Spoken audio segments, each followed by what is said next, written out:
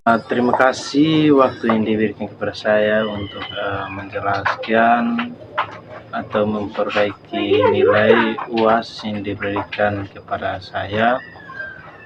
Perkenalkan, nama saya Devri Abraham Tonayan dengan NIM 2414020043. Di sini saya menjelaskan tentang topik yang saya ambil, kebijakan pemerintah Indonesia dalam pengembangan sektor perikanan dan kelautan dapat mendukung kelestarian sumber daya laut sekaligus meningkatkan kesejahteraan masyarakat pesisir.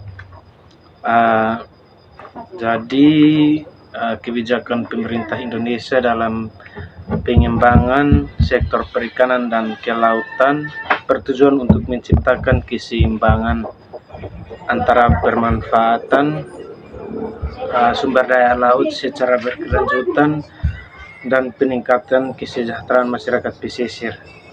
Di sini ada beberapa kebijakan yang diimplementasikan oleh pemerintah Indonesia yang mendukung kedua tujuan tersebut.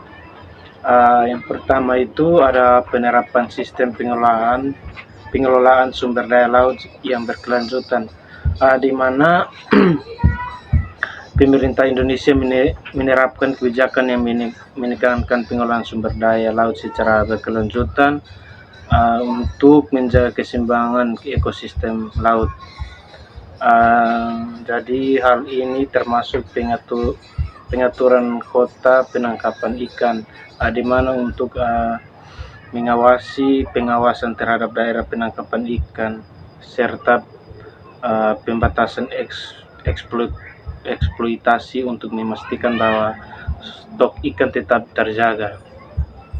Yang kedua itu ada konservasi laut dan peningkatan kawasan perlindungan laut.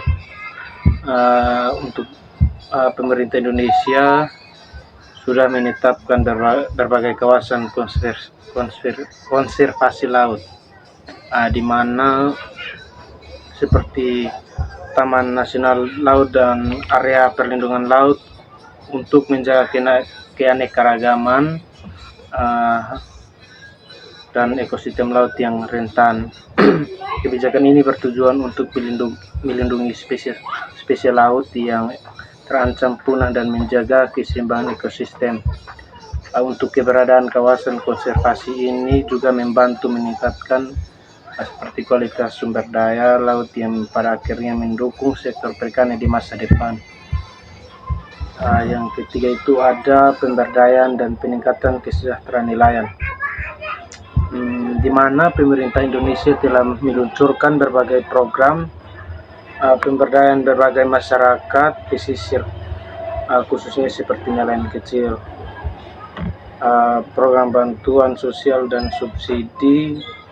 Itu ada kebijakan mendukung seperti dari nelayan kecil yang mendukung kebijakan untuk bantuan sosial atau bansos, bantuan langsung kepada nelayan kecil dan miskin untuk meningkatkan kesejahteraan mereka, di mana untuk meningkatkan kesejahteraan masyarakat kecil seperti masyarakat nelayan kecil yang berada di pantai pesisir.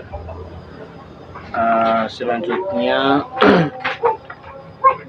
ada pengembangan industri perikanan berkelanjutan, di mana kebijakan pemerintah juga mencakup pengembangan industri perikanan yang berbasis pada prinsip berkelanjutan. Contohnya seperti pengolahan ikan yang ramah lingkungan dan produksi yang tidak termasuk ekosistem laut, di mana mencakup program sertifikasi untuk produk perikanan berkelanjutan yang dapat meningkatkan daya saing produk Indonesia di pasar internasional dan memberi insentif bagi nelayan untuk beralih ke praktik yang lebih ramah lingkungan. Yang selanjutnya adalah di sini ada penegakan hukum dan pengawasan ketat terhadap ilegal atau unreported dan unregulated atau IUU Fishing. Salah satu kebijakan penting pemerintah Indonesia adalah pemberantasan illegal fishing yang dapat merusak ekosistem laut dan mengurangi stok ikan. Pemerintah telah memperkuat pengawasan dan penegakan hukum melalui patroli laut yang lebih intensif dan pemberian sanksi yang tegas terhadap pelaku illegal fishing. Dari selain itu, Indonesia juga telah bergabung dalam berbagai organisasi internasional untuk mengurangi IUU Fishing untuk melindungi sumber daya laut yang ada, di mana untuk melindungi penguasaan terhadap ilegal seperti kapal yang masuk tanpa izin.